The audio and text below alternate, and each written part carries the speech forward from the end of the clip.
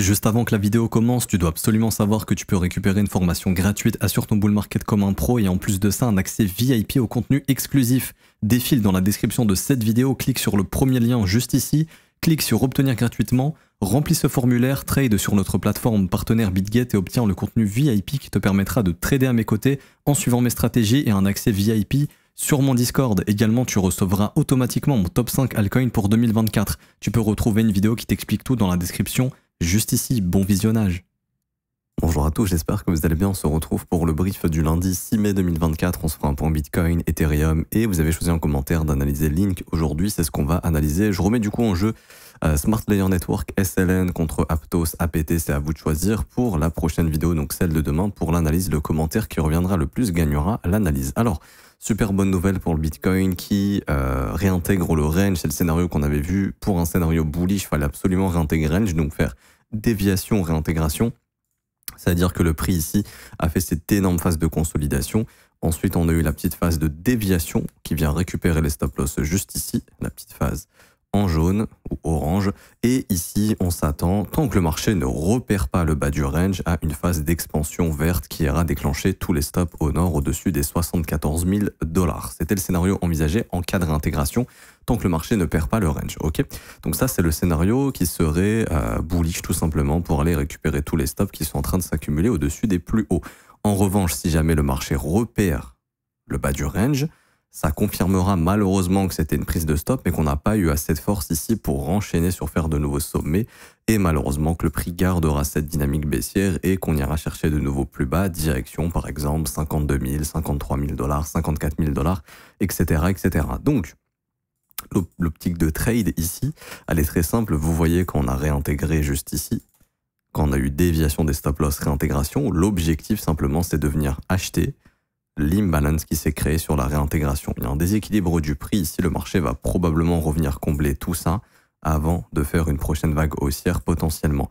Donc si le marché vient dans cette zone, entre 62 400 et 59 700, c'est une bonne zone ici pour être acheteur, pour un swing, ok, dont l'optique est d'aller déclencher tout simplement de nouveaux sommets ici, avec une invalidation pour moi, soit au niveau du lot, soit une invalidation un peu plus pour gagner ici un petit peu au niveau du risk-reward, par exemple, au niveau du corps de chandelle ici, fin de la mèche de la bougie qui a créé l'imbalance, tout simplement. Mais bon, dans l'idée de trade serait plutôt ça, 2,68 de R, c'est plutôt cool.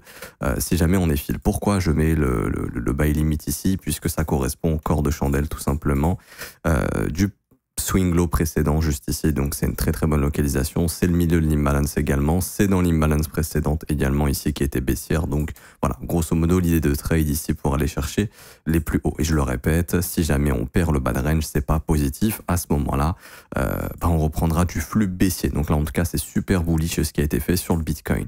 Ce qu'il faut continuer de surveiller bien évidemment, c'est le dollar index qui pour l'instant on en avait parlé, n'a pas réintégré son W, est simplement venu dans l'imbalance en weekly qui a été comblé parfaitement. Et on est dans ce gros morceau d'imbalance ici qu'on est en train de combler.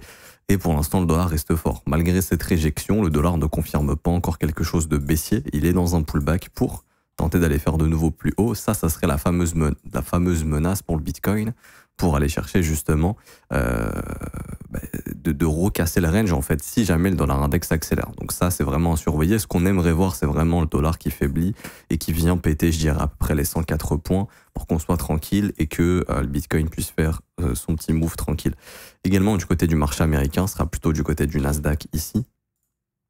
À vraiment falloir faire attention puisque on arrive dans une zone importante également. C'est-à-dire qu'ici on avait tous les stops à venir déclencher qui ont été déclenchés.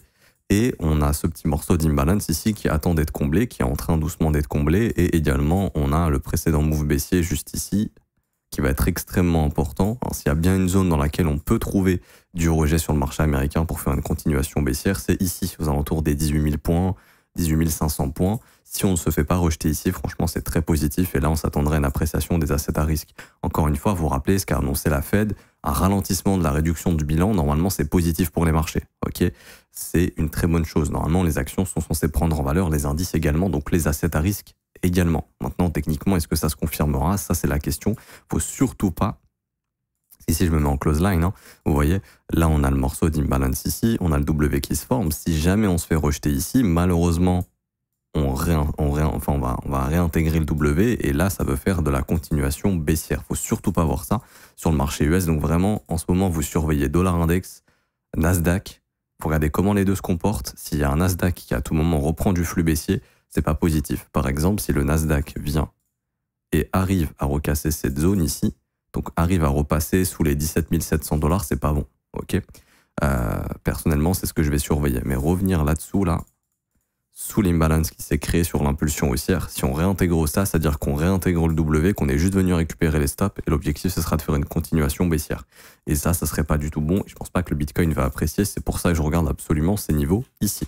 Mais dans l'ensemble, en tout cas, ce que le Bitcoin a fait, si on ignore le reste, c'est-à-dire on ignore le dollar, on ignore le Nasdaq, hein, si vraiment on se focus que sur le Bitcoin, c'est super positif. Maintenant, je viens ici en H4, également on a exactement la même chose, c'est-à-dire que ici on a breaké cette petite résistance comme vous voyez, hop, on a créé l'imbalance, bougie vectorielle, il y a du volume, c'est ce que j'attendais personnellement, j'en parlais justement vendredi, sur ce break il n'y avait aucun volume, bam, là on a eu le volume, donc là c'est bien, là c'est une bonne chose, en plus ça confirme la réintégration, en plus ça casse cette petite résistance ici qu'on avait formée, vous voyez que le prix était en train de retravailler, on a cassé l'imbalance baissière également, donc là c'était super positif au moment du break juste ici, et donc on a des niveaux à stopper qui sont complètement évidents. On a premièrement le plus haut de lundi de la semaine dernière qui est juste ici, le Monday High, donc ça je pense que le marché va aller le chasser là dans les prochaines heures. Donc attendez-vous à ce qu'on aille au-dessus des 64 700 $ aujourd'hui, très très probablement. Ensuite, ce sera la réaction du prix au-dessus de ce niveau qui va être assez intéressante, puisque d'un point de vue lecture du prix, le dernier sommet descendant, il est là. Ok, c'est-à-dire que techniquement, le Bitcoin peut très bien trouver un nouveau sommet descendant ici et repartir au sud comme ça. Ok, donc cette zone va être extrêmement importante. Donc là, on a le Monday High. Ok, donc le plus haut de lundi juste ici. Lui, je vais l'indiquer comme ça. Hop, Monday High. Et on a également cette énorme zone de stop qui est juste ici en H4 où il pourrait être intéressant de distribuer le prix dans cette imbalance à nouveau au-dessus des 65 200. Également, ça, c'est dans la zone de rechargement de short du dernier mouvement, juste ici. Donc, ça va être une zone extrêmement importante. Ok, c'est vraiment une zone importante. Il faut vraiment défoncer tout ça, idéalement, pour poursuivre plus haut, tout simplement, pour aller chercher les prochaines zones de stop. Donc, par exemple, en daily, on a des zones évidentes pour distribuer le prix. Il y a cette grosse zone de stop ici au-dessus des 68 000 $. Ensuite, on aura simplement l'ATH au-dessus des 74 000. Et je vous rappelle que depuis la réintégration du range, c'est l'objectif d'aller faire un nouvel ATH, de chasser les 74 000 $. Okay, malheureusement, si on n'y arrive pas, c'est-à-dire que si le marché fait quelque chose comme ça, vous voyez, le dernier sommet, il est ici. Hein. Si on lit la lecture du prix, le dernier cru qui a été cassé ici, donc le dernier sommet, il est là. Okay, si le marché n'arrive pas à prendre ce dernier sommet juste ici, il peut venir chasser la zone de stop intermédiaire qui est là, aux 65 200, et malheureusement retrouver un sommet ici et repartir au sud. Ça serait pas du tout bullish, ok? C'est pour ça qu'on peut très bien, par exemple, se faire rejeter ici, on vient dans l'imbalance, ça se maintient, on continue comme ça, là, ça serait très très bull, ok? Quoi qu'il en soit, les opportunités d'achat, pour moi, se trouvent dans l'imbalance qui est resté ici, tout simplement. Vous pouvez acheter ici si vous le souhaitez, c'est pas la meilleure zone pour le faire, ok? Vraiment une zone pro, où là, il y a eu un gros décalage. Ici, et les acheteurs ont défoncé les vendeurs, c'est là. Et donc, s'il y a bien une zone qui est censée tenir, si on y revient, c'est cette zone de prix ici. Si ça tient pas, bye bye. On se donne rendez-vous sur de nouveaux plus bas. D'où justement le fait que l'entrée est intéressante ici avec une invalidation si on perd ce lot juste ici.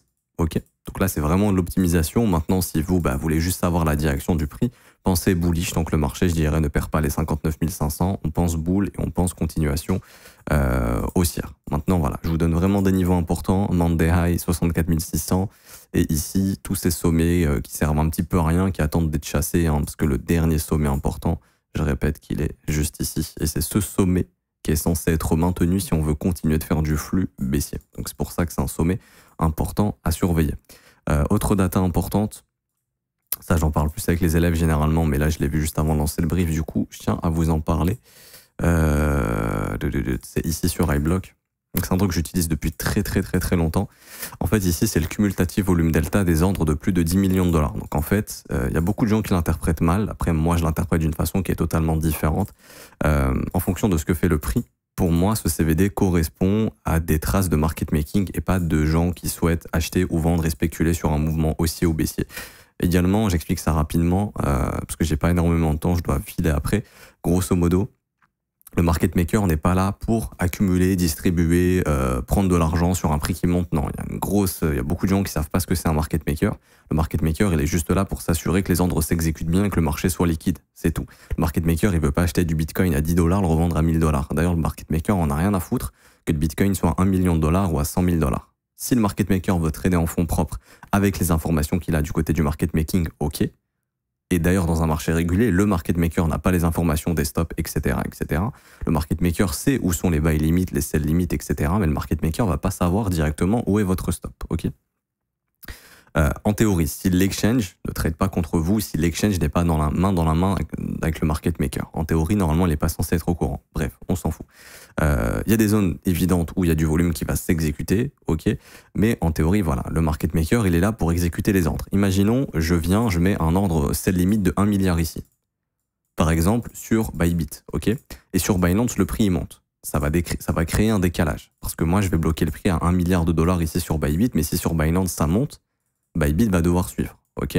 Ou je le fais sur BitGet par exemple. Ce qui va se passer, c'est que les market makers de BitGet, si je le fais sur BitGet, vont devoir m'exécuter. Donc là, il y a les market makers qui vont venir, qui vont acheter mon ordre parce que ça pousse sur les autres exchanges. Il ne faut pas qu'il y ait une différence de prix entre les plateformes, ok? Ça, c'est le market making d'arbitrage qui va s'assurer de faire ça. Le rôle du market maker, c'est ça, ok? Tout simplement, le market maker, il veut pas accumuler du bitcoin à 30 000. Des fois, j'entends, oui, les market makers font baisser les prix pour acheter plus bas. Non, le market maker, il est juste là pour s'assurer que le marché soit liquide et exécuter les ordres. Et donc ça, pour moi, ici, c'est une trace de market making. C'est-à-dire que là, on a le CVD des ordres de plus de 10 millions de dollars qui s'exécutent. Les buy market et les sell market. Là, on a l'information que depuis qu'on est rentré dans cette zone, juste ici, à peu près vers les 63 500, on a, pour moi, parce que, encore une fois, les gros portefeuilles achètent très rarement en buy market et en sell market. Ils mettent ce qu'on appelle des buy limits et des sell limits pour absorber la pression des autres participants. Parce que oui, demain, si je veux filer une position à 100 millions de dollars, je vais pas faire un buy market de 100 millions de dollars. Je vais mettre un buy limit, ok? Je vais mettre un ordre, je vais attendre que le prix vienne vers moi et qu'on m'exécute, tout simplement. Je vais pas acheter 100 millions au marché parce que je risque de créer du slippage et c'est pas forcément ce que j'ai envie de faire. Et donc, quand il y a des ordres ici, de plus de 10 millions de dollars, donc là on a l'information qu'on a des buy market de plus de 10 millions de dollars, ça pour moi c'est une trace de market making. Ça veut dire que ici il y a des gros poissons qui sont en train de sell limit et le market maker il est en train d'exécuter ses ordres. Par exemple, la dernière fois que ça arrivé, je vous montre un exemple tout bête, on vient ici, hop, c'était où? C'était là, par exemple sur cette grosse phase de prix ici plate, vous voyez que là, pareil. Les ordres de plus de 10 millions de dollars sont en train d'augmenter. Ça veut dire que là, il y a des buy market de plus de 10 millions de dollars. Ok, le CVD, il passe de 124 millions à 330 millions. Donc, on a eu des centaines de millions de dollars en buy market. Le prix, il fait quoi? Il monte pas. Ah, bah, s'il y a des gros poissons qui achètent pour des centaines de millions de dollars, c'est censé monter. Non.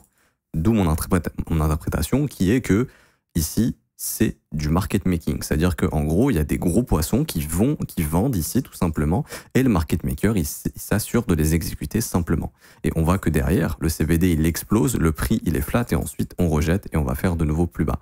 Parce qu'ici, il y a de gros poissons qui ont fil de grosses positions qui ont distribué. Ensuite, on est venu chasser des stops de ce niveau, mais il n'y a pas eu de pression acheteuse supplémentaire.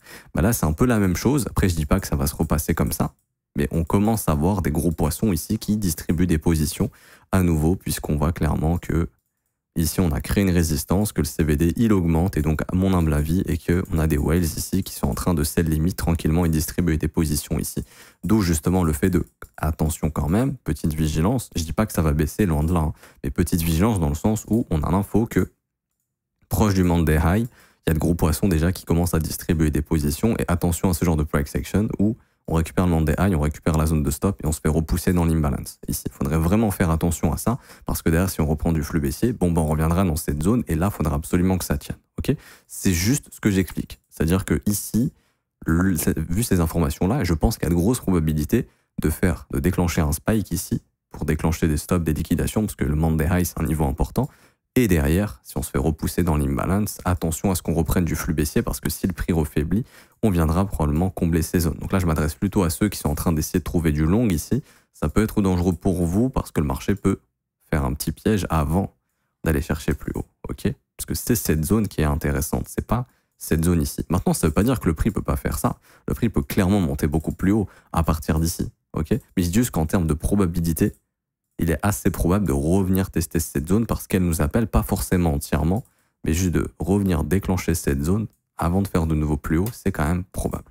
Je m'arrête ici, normalement je ne devais pas parler de tout ça, j'ai pris pas mal de temps et je voulais faire un brief plus court, c'est pas grave, toujours des informations intéressantes. Concernant Ethereum, on est en train de travailler une zone importante. Ici, l'imbalance baissière qu'on avait laissé traîner sur ce break, on en avait parlé, on risquait de venir chasser les stops, ça a été fait. Et là, on est en train, donc ça je vais juste supprimer, on s'en fout. Et là, on est en train de travailler l'imbalance baissière qu'on a juste ici. Pour l'instant, je vois pas encore de signal de retournement sur ETH. Personnellement, le marché ne se retourne pas non plus dans l'imbalance daily qu'on a laissé ici. Donc ce qui serait positif pour Ethereum, c'est simplement de former un W bottom sur le premier arrêt. Ça, c'est le scénario bullish. Tac, tac, tac. On casse. Et là, on a de grosses probabilités d'aller revisiter plus haut. Donc jusqu'où, ça faudra voir. Honnêtement, difficile à dire pour l'instant. Il restera ce gros morceau d'imbalance à travailler, des 3300, enfin maintenant, des 3370 $ jusqu'aux 3473 $. Par exemple, ce qui serait pas bullish, c'est de faire ça. Parce que là, en fait, on va créer une énorme zone de stop que le marché finira par aller déclencher parce que probablement les ETF seront refusés au mois de mai. Ok. Donc plus on monte haut avant le refus des ETF, comme ça, si on baisse, c'est pas grave, on n'ira pas faire de nouveau plus bas. On pourra peut-être baisser un petit peu avant de retrouver un creux ascendant et continuer d'aller plus haut. Il faudra aussi voir comment va réagir le marché au vu du refus des ETF. Parce qu'on aura de grandes chances d'avoir un refus d'ETF sur Ethereum, malheureusement, puisque, comme dit, ça avance pas trop du côté de la SEC et c'est compliqué pour la SEC, donc la SEC, de réguler ce marché pour le moment et de trouver un point de régulation correct pour proposer des ETF correctement. Donc je pense que ce sera refusé. Il y aura un appel. Ensuite, l'appel sera gagné par ceux qui auront fait appel et ça sera peut-être approuvé fin d'année ou en 2025, etc., etc. Donc faites attention à ça. Et j'ai hâte de voir justement le price action d'Ethereum. Ici, en tout cas, le premier arrêt est maintenu, c'est un niveau extrêmement important, on en avait parlé. Tant qu'il est maintenu, il n'y a pas de problème ici. Et en H4, voilà, j'ai pas plus de choses à dire. On travaille le morceau d'imbalance, il n'est pas encore définitivement cassé. Si on arrive à le casser, ce serait positif. Là, vous voyez que sur Ether, on est en train de bugger un petit peu, si je puis dire, vers ce niveau.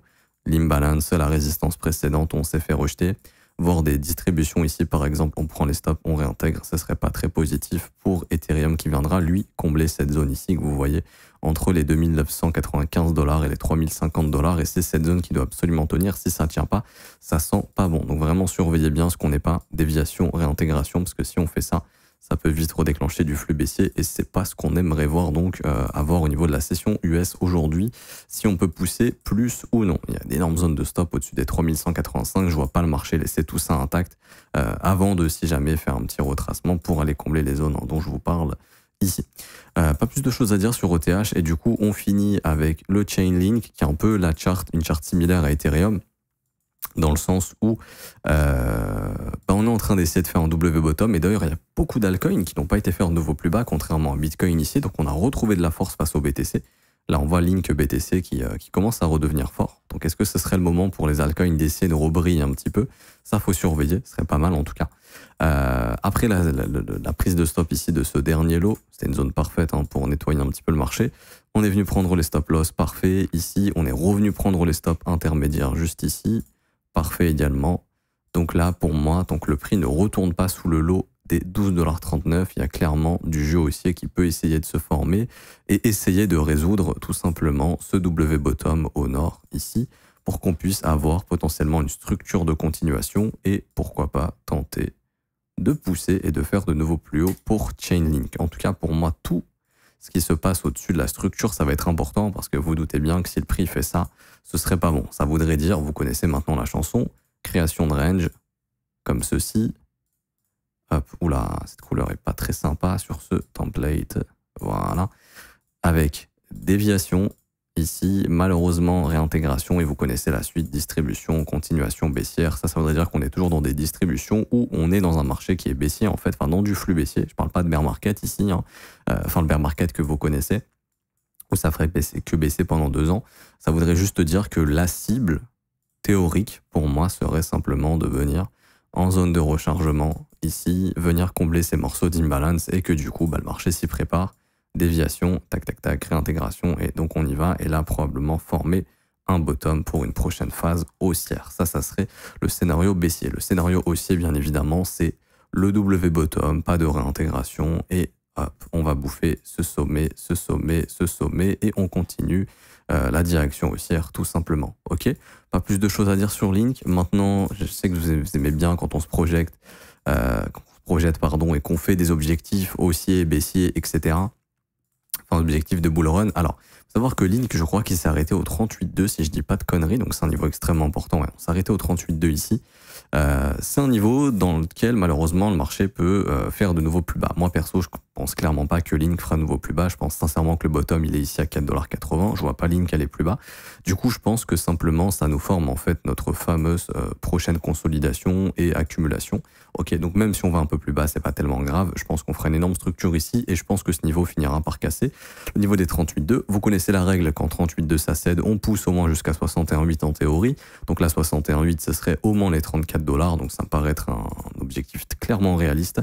Et pour moi, Link fait partie de ces altcoins qui ont été fortes depuis la reprise du bull market. Donc je pense que Link a plus de probabilité de faire un ATH que par exemple Polkadot, qui lui a été très faible, ou qu'une autre altcoin, je sais pas moi, comme EGLD par exemple, qui a été faible également. Du coup, prochain objectif, ce sera au bull run, hein, bien évidemment, venir bouffer ce sommet ici au-dessus des 28 $ pour venir combler ce morceau d'imbalance entre 31 et 28. Ok. Et puis si on va chercher 61,8, je pense également qu'on viendra récupérer ce sommet ici au-dessus des 38 $.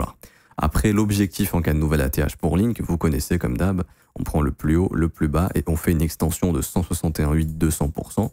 Ici, tac, tac, tac, tac, tac. Et on voit que ce serait entre 83 $ et 101 $. Ok. Tout simplement. Objectif de bull run, si jamais on fait une extension depuis le précédent ATH, c'est entre 80 et 100 $ à peu près pour le Chainlink. Donc pour moi, c'est un bon asset à holder. Objectif bull run, si vraiment en 2025 on a un gros bull run, serait sympa. Je pense avec l'arrivée des ETF Ethereum, on aura très probablement un gros bull run. Maintenant, d'ici l'été, il peut se passer plein de choses. Hein. On peut toujours créer de la pression vendeuse. Ça, les gens n'oublient pas. Les gens pensent bullish tout de suite, mais le marché peut clairement faire quelque chose comme ça hein, avant de reformer une prochaine vague haussière. Ça, c'est vraiment un truc qu'il faut garder en tête. Je dis pas que ça va arriver, mais si ça arrive, faut pas être le gars qui panique la main. C'est des zones d'achat, ok. Donc voilà, pas plus de choses à dire. J'espère que ça vous aura plu. Si c'est le cas, n'hésitez pas à laisser un petit pouce bleu, vous abonner si ce n'est pas déjà fait. Également, vous avez une formation gratuite qui vous attend en commentaire épinglé. Vous cliquez sur le premier lien en commentaire épinglé, tous les liens utiles concernant mon contenu. Vous cliquez sur ce lien, ça va vous ramener juste ici et là, vous avez tout. Vous avez la formation 100% gratuite avec le VIP 100% gratuit. Vous avez le tutoriel pour rejoindre le VIP gratuitement qui vous explique également c'est quoi le VIP. Donc suivi de trade, suivi d'opportunités, market review quasiment quotidienne dans le Discord, on répond à vos questions.